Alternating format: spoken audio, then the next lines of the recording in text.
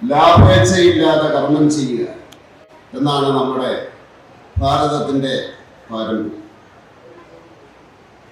അതാണ് ഇവിടെ നടക്കുന്നത്.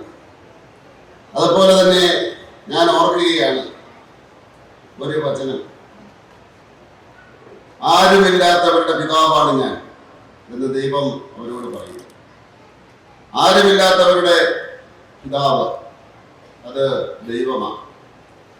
അതുപോലെ തന്നെ ഒരുത്തൻ ദുഃഖിക്കുകയാണെങ്കിൽ അവനോടൊപ്പം ദുഃഖിക്കാനും, ഒരുത്തൻ ബഹുമാനിക്കപ്പെടുകയാണെങ്കിൽ അവനോടൊപ്പം തന്നെ സന്തോഷിക്കുവാനും പറയുന്ന വേറൊരു വാക്യം ഞാനിവിടെ ഓർക്കുന്നു.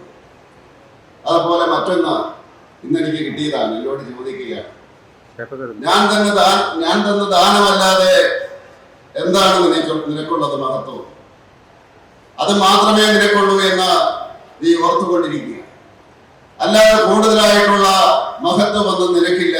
ഞാൻ തന്ന ദാനം മാത്രമേ ഉള്ളൂ. ആരും ഏത് മനുഷ്യനും ഇന്നത്തെ കാലഘട്ടത്തില് ആരോരുമില്ലാത്തവനായിട്ട് മാറുന്ന ഒരു സാഹചര്യമാണ് നമ്മൾ കാണുന്നത്. സ്നേഹിച്ചവര്, ഹൃദയത്തോടൊപ്പം സ്നേഹിച്ചവര്, ജീവിതം ആർക്കു വേണ്ടി സമർപ്പിച്ചോ അവര് എല്ലാവരും തന്നെ ഒരു നിമിഷം മറക്കുന്നു.